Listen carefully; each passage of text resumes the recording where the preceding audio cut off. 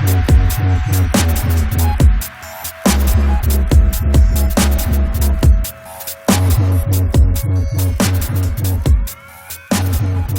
what's going on? Jason Capital here, module 4 of the Success Installation System. So, the 6 causes of success. I've talked about them, I've alluded to them, but I haven't revealed to you yet what they are, which I want to right now. So I'm going to show you the 6 causes of success and how they all positively or negatively affect each other, and how all of them have already been affecting your life from the day you were born, and they've been determining how successful you were going to be. Then we're going to make a commitment, and then I'm going to start installing this shit in you. So, let's take a look at this right here.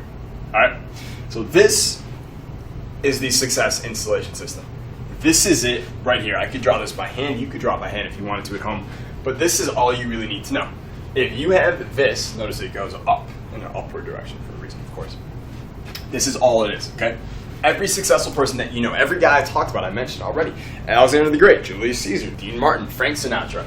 You know, the guys we're going to talk about: Michael Jordan, Kobe Bryant, Conrad Hilton, Donald Trump, Bill Gates, Warren Buffett, Charlie Munger, all these successful guys, George Clooney, Russell Brand, Tony Robbins, okay? This is the reason that they were successful. Anyone you know who's good at something or succeeded at something, it was because of these 6 causes as habits. These 6 causes installed to a certain level inside their subconscious, okay? So here's how it works. It always starts with your standards. We're going to talk about what this stuff is, of course, in a second. It always starts with your standards, okay, which determine your default setting, how good you're going to feel during the day, how good you're going to make yourself, okay? Standards determine the default setting, which determines your self-image, okay? And we're going to talk about it in a second, but the self-image is what determines what kind of actions you're going to take, how you're going to see yourself, what kind of beliefs you're going to have, what kind of emotions you're going to feel in a certain situation. Someone who has an image of themselves as a fucking pimp, when a hot girl comes up and talks to him, he looks at her and he goes, "What do you want?" But a guy who doesn't see himself as a pimp, a hot girl comes up and talks to him, he says, "Oh my God, a hot girl is talking to me." Because there's no different. They're the same fucking person, but they see themselves differently. Their self-concept, their self-image is different. Okay, so we get these three things going. Once we have that fucking humming along, we then Kaizen, talk about it all the time in my daily newsletter. If you're on it, I'm sure you are, you know exactly what I'm talking about. We Kaizen our personal value every single day, incrementally, a little bit more, every single day, getting better and better and better at our specific thing, as it's all leading directly towards our vision, as fast as possible, as easy as possible, as effortless as possible, as clear, as efficient as possible. This is the formula. And of course, this whole thing is wrapped in your environment, because your environment, it affects your standards. If you live around only wealthy people, then your standard for yourself for how much money you're going to have to earn, or you want to earn, is going to be higher. If you're around broke people, then your standards are going to be different, right? If you're around people who are in a bad mood all the time, your default setting is going to be shitty. But if you're around people all the time who are fucking energetic, excited, and positive about life, and can't wait to fucking taste this shit right after I'm done filming this in a couple days, when I taste laws, okay? Imagine the default setting you have if you're around awesome people all the time. Imagine if your standards for yourself are, I make amazing amounts of money, or I get the hottest girls, or I'm in amazing shape, or I only put the best foods in my body, how good you would feel. And if you had both those things, imagine how you would see yourself. You would see yourself as someone who deserves wealth, who deserves success, who feels amazing. I feel like I deserve everything. I feel like I deserve that hot girl. And then on top of that, you're taking all this action every day to raise your personal value, working towards the vision, which you are perfectly clear on. Notice it's not Kaizen, right? It's not the crowd. It's clear. It's right there. We're going right there. Boom. Okay? That is it. That is the Success Installation System. Those are the 6 causes of success. So let's install this now. So, before I get with the first cause, before we talk about the standards, I need you to take out that pen and paper, that journal, whatever it is you were writing before. I need you to answer 3 questions for me. Okay, number 1, why is mastery of your internal success programming a must for the next 90 days? Okay, why is it a must for you? More importantly, the rest of your life. Why do you have to master success, master these habits now? Okay, why must you? Is it because of your vision? Is it because of some standard you set for yourself? What is it? Just free flow. Just write it down. Okay, just get it out there. It's really good we get it out of ourselves first. Okay, so pause the video and come back. All right, so second question now. What happens if you don't install those success habits into your subconscious? What happens if you don't follow through with everything we're about to cover right now? okay? Where are you 1 full year from now if you don't follow through? Think about it. Describe it, okay? If you don't follow through, what does that mean that your normal day is going to be like a year from now? You're going to wake up, you're going to feel how? You're going to have what things going on? You're going to have what girls in your life? You're going to have what success in your life? You're going to have what game in your life? Write it down. If it's shitty, right? I mean, be honest, okay? Write that shit down. Pause the video. See you in a second. Okay, so final question here before we begin. Where are you 1 full year from now when you do follow through with this? When you've totally followed through the 6 causes of success. We install these completely. You follow through with everything I say here. Where are you a year from now because you did this? Who are you? What kind of person have you become because you've done this every day, because you've followed through with this? Describe it, taste it, see it, hear it, touch it, feel it. Okay, really get into who you are going to be a year from now, where you're going to be a year from now because of the decision you made today to follow through with this. Keep that picture to yourself that you're getting in your head right now as you're writing it down, and keep that for yourself. That is yours to manifest. That is yours to create, and for no one else. Okay, so now that you got that, okay, you're clear on this is why I'm going to do it. This is what happens if I don't. I don't fucking want that. I'm not going anywhere near that. That's what happens if I do. That looks fucking amazing. I'm going to go get that. Okay, we're clear on that. We got that now. We're going to move forward. We're going to install this right now. And before we begin, again, just remember the man on the moon, okay? If any of this seems tough, it seems hard, okay? Remember the man on the moon, right? Say it with me. 10,000 years, $2 billion, and 400 PhDs to put one motherfucker on the moon. If they can do that, we can make this happen. And with that, let's begin with the first cause of success, okay? Now again, these are my private notes, right? So you're going to see exactly how, if I had done a big visual presentation for this, again, I'll tell you why, I'm showing you my notes later, but it's very sneaky. If I had done a big presentation of this, you wouldn't be seeing this, right? You would be seeing the output, but you won't be seeing what's going on underneath or what went on behind the scenes. So this is how I usually set up my teaching, my programs and stuff, right? So, I start with the definition, I talk about big story moments for me, the realizations, quotes, other stories of great people. So we're going to go through all that right now, piece by piece. So the cause of higher standards, okay? The first cause of success starts with the standards, as we talked about. It's that first one in that visual I showed you. The definition of the higher standard is the level of living that you are willing to accept and nothing less. This is the level I'm willing to accept and nothing less. From yourself, okay, this is my level, this is how I live. Anything less is unacceptable. I won't sleep unless I'm at least at here. This is my minimum. I have to be here. And from other people. People can treat me this way. If anyone crosses a line, fuck them. Get put back in their place. Okay, that is unacceptable in my life. These are the standards I carry for myself. This is how I say it is for my world. You can do whatever you want in your world, but this is how it works over here. That's what your standard is, okay? So, 2 quick stories about when I realized, I guess, that standards, how big a role they play, or how much they had changed me as a person. So behind the scenes, when I first, I was broke in my parents' fucking basement. I had to get out of that. And I decided this is how I'm going to do it. I know I'm this great dating coach, but I've only done it behind the scenes with clients and stuff. It's time for me to take this thing to the world. My mission is huge. I got to take it to the world. I got to go online. And we decided there's this thing called the video sales letter. You've probably seen it, right? It's this PowerPoint presentation that sells someone's book. Right, like mine, you've seen Jason Capital's where it literally starts off like, hey, I'm Jason, and this is my jar of honey, and I'm going to show you the honey trick in a second, show you how to fuck girls, whatever it is. But when my marketing team put that together, and obviously I played a role in that, but when we first launched that publicly, it didn't do well at all. It sucked. It was a huge letdown. I had expected it to do something really high, and it didn't. And I'll never forget that day. The first day it came out, we launched, we sent all this traffic to it, we did this whole thing, put a lot of time, effort, been months into it. I needed this to work. And it wasn't working at first. And it was about 3 p.m., and I'm looking at the numbers, and I'm like, oh my God, this sucks so much. I don't want to deal with this. And I lived at 6th and Broadway in Santa Monica, and I knew at 4th and Broadway, there was a Hooters. It's like a Wednesday, it's 3 o'clock. I'm like, fuck, if this business thing doesn't work out, at least I know I have sick fucking game. I'm going to go get hammered and fuck one of the Hooter girls now. I'll just fuck this. I don't want to do it. And I put on the clothing, I'm about to walk out the door, and right before my door hits that fucking handle, I stop. And I'm like, no, I can't do this.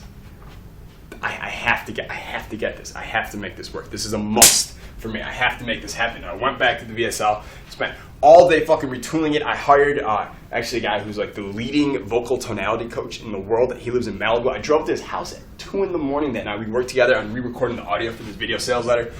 Launched it the next day, and it fucking worked. Okay? And it fucking worked. And since then, it's just been boom. Right? But I set the standard then. What is acceptable in my business and what is not. So the two biggest realizations that I had from these was, number one, I realized that we all have standards, whether we know it or not. We all have standards, and they always determine how much power we're applying to the gas pedal. So if my standard was I try to make VSLs work, but I don't make them work, then it would have not worked, and I'd be like, all right, well, I tried. That's my standard. I'm going to go fuck a Hooters girl now. But my standard was, no, my VSL must work. It must.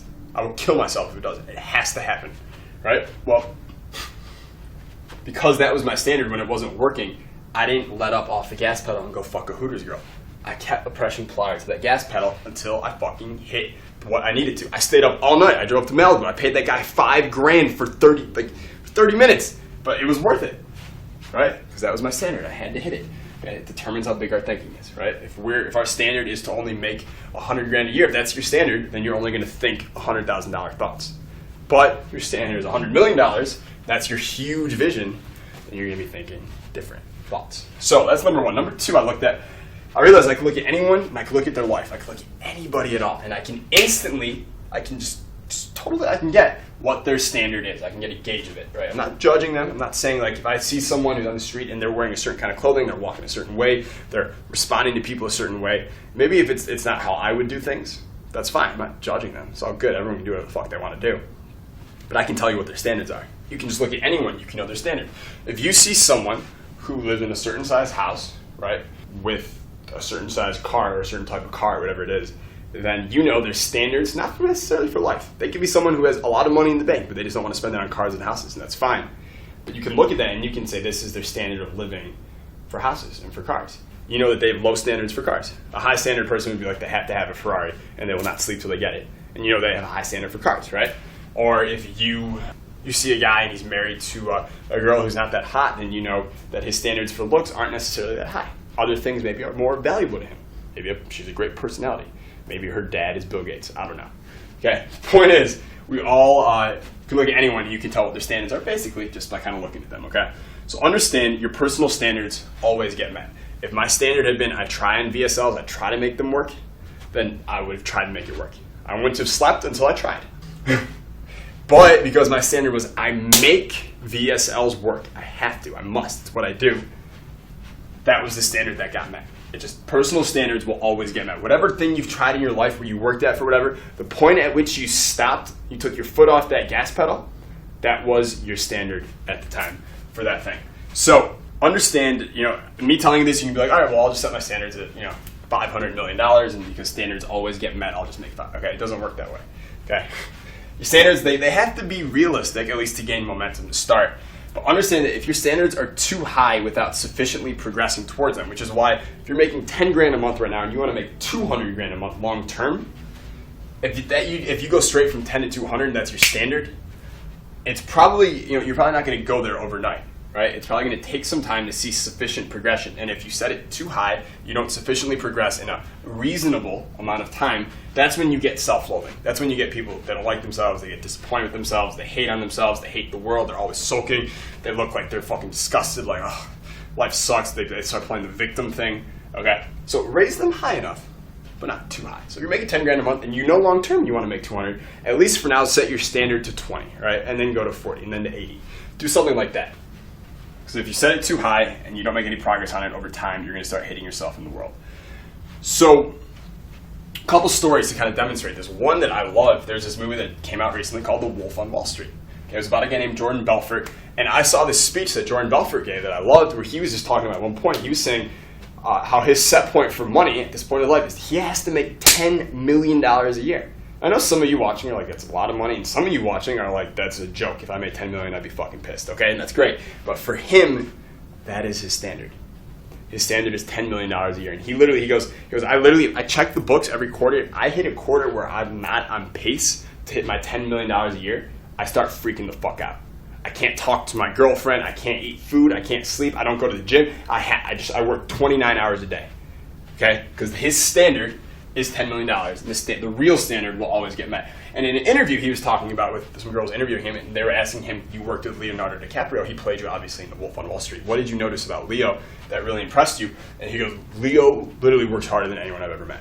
I've never seen anyone work that hard. He would be at my house all the time. Literally, he literally come over and he wouldn't ask me questions. He'd be like, just go live your life. I just want to watch you. I'm going to study you. Jordan would be like making a sandwich or whatever the fuck he's doing, and Leo would just be watching all day, just watching him. Okay, just literally studying him, whatever he could. And there's, obviously, there's a reason why DiCaprio and Martin Scorsese, when they made that movie, it's like a huge fucking movie, one of the biggest movies of the year. I don't know if it won an Oscar. I don't really pay attention to that shit, but made a ton of money. Why would Leonardo DiCaprio go to Jordan Belfort's house just to watch him make a fucking sandwich? Why would he do that? Because his standard is that I do everything possible to give the best performance possible in my work. And he does. People ask who's the best actor in the world right now. Most of them, a lot of them say Leonardo DiCaprio. So Alexander the Great, a lot of people, if you haven't really studied history, this guy went from Macedonia, where he was the king at 23, and over the next 10 years till he died at 33, he conquered every land in sight. He conquered more land in less time than anyone in the history of the world had done. Right? He literally went to the country next over, took it over. Next one, took it over. Next one, conquered. Just fucking just tore it up, okay? Why did he do that? Why his dad, King Philip, didn't do that. Why did Alexander do that? Okay? Well, because King Philip, his dad, his standard was we conquer our surrounding countries, and that's what we do. That's to us, that's amazing. That's what we want. But to Alexander, that wasn't enough. Because his standard was up here. He goes, his standard was literally, I'm going for all of Asia because it's there and it's good. And if it's there and if it's good, it's mine. Okay? If someone's standard is, I'm going to conquer all the surrounding countries, then they're going to conquer all the surrounding countries, and then they're going to stop if it comes off the gas pedal. His standard is, if it's good and it's there, it's mine. Okay? So he conquers all the surrounding countries, but then next to all of them, it's there, it's good, it's mine. It's there, it's good, it's mine. It's there, it's good, it's mine. He's going to keep fucking going because his standard keeps getting higher, okay? Here's one more from Michael Jordan. He said, you have competition every day because you set such high standards for yourself that you have to go out every day and you have to live up to that. I can't go to sleep until I make my BSL work. I can't go to sleep until I'm making $10 million a year. I can't go to sleep until I'm studying this guy and I know every move he makes from when I play him in The Wolf of Wall Street. I can't go to sleep until I've taken over every country, okay?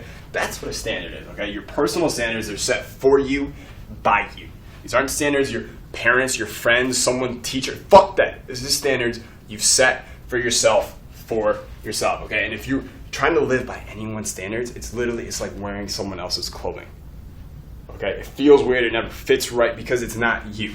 Okay, so it's your chosen set point, your chosen internal personal standard. And here's one more from Conrad Hilton, who it's a great autobiography I love. It's called Be My Guest. And Conrad Hilton, by the way, started all the Hilton hotels. He was totally self-made, grew up in a little shack in New Mexico, ended up becoming a billionaire in a time when there were no billionaires in the middle of the 1950s. And he said at one point with his business, I was verging on complacent self-satisfaction, and I do not know of anything that will halt a business career so rapidly. Complacent self-satisfaction, by the way, means hitting a standard and then not re-rating it. So, let's move forward here. How do you install higher standards? So right now, maybe if this is a business thing for you, and you're making $8,000 a month, and that's not good enough for you, but you can't get yourself to take the actions that you need to keep going. Well, obviously, once we install the Success Installation System, that's not really going to be a problem. We're starting it right now. Okay, we need to install the higher standard. So it's 3 steps to install a higher standard anytime. Okay, step 1, you get environmental exposure. Okay, you see it up close. You got to see it up close. So that means one of my business mentors right now literally told me recently that he's going to the Berkshire Hathaway shareholders meeting in Nebraska. Okay, that's where Warren Buffett and Charlie Munger, who are 2 of the wealthiest men in the world, are going to be. They're going to be answering questions. There's going to be millionaires around them everywhere. And he's going, okay, simply because he wants to get the environmental exposure to that. So it hits him, and what it's going to do, and I'm going to show you in a second, it's going to make him feel inspiration or desperation or both. For instance, Steve Nash, when he was, I think, 14 years old, he lived in Canada, right? And he came down to Golden State to see a game, to see the Golden State Warriors play. Tim Hardaway was there, who used to be a point guard back in the day, in the 90s. And Steve Nash said, seeing Tim Hardaway in person, seeing how strong he was, how quick he was, how good with the basketball that he was, he got the environmental exposure, and Steve Nash went from here, some unknown player in high school in Canada, to boom, 10 years later, NBA MVP. Okay, so you get the environmental exposure. You have to see it up close. You got to see it. You got to see this thing that is above you. You're like, holy shit, there's another level. That's amazing. And then, because of that, you're going to feel inspiration, or you're going to feel desperation, or you're going to feel both. So, for instance, Julius Caesar, when he was 33 years old. Well, he wasn't Julius Caesar at this time, by the way. He was just another guy. He was kind of good in Rome, but he wasn't amazing.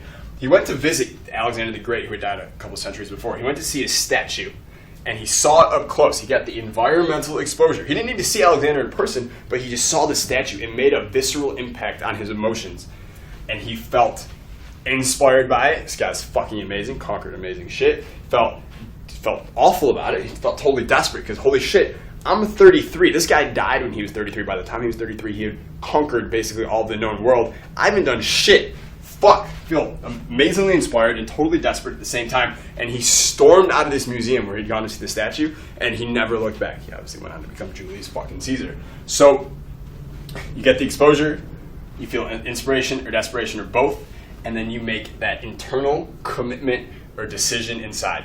Julius Caesar sees this thing. Fuck, that's amazing. Fuck, I haven't done it. That's it. I'm no looking back. That's it. I'm storming right out of this museum, and I'm going to make this fucking happen. So it's at that point you make it what we call a real decision. A real decision is when you cut off any possibility except what you've committed to, when you will not look back, when you will not even consider the alternative of giving up, okay? It's that moment right after you burn the fucking boats and you accept the mission. Total acceptance. This is my new standard. This is what I'm going to be doing. So anytime you want to raise your standard, this is how you're going to do it. So it may have already happened at some point with me going over this with you. Now that you're clear on your vision, obviously that is your new standard. To make those things happen, whatever the things that you need to make happen to make that happen, that's your standard, dude. That's it. God, that's it. That's what you've accepted. There's no going back. There's no possibility. This is it. Me and you, right fucking now, that's what we're doing. Okay? So you can remember, what's going to happen is a lot of times, though, is people will go forward, they'll hit their standard in life, and then the foot comes off the gas pedal. When I was 23, I was already really successful. I was making multiple six figures. I thought I was cool. Dating clients, I'm running this online business. Life is good. But I hit my standard.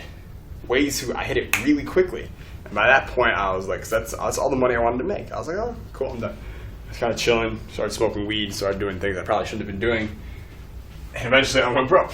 Okay? When you hit your standard, there's a formula you need to remember. I'm just giving you the future. So 90 days from now, when you hit that standard, so you don't become complacent, you don't make that same mistake that Conrad Hilton said he almost made, is the minute you hit it, okay, here's what you do.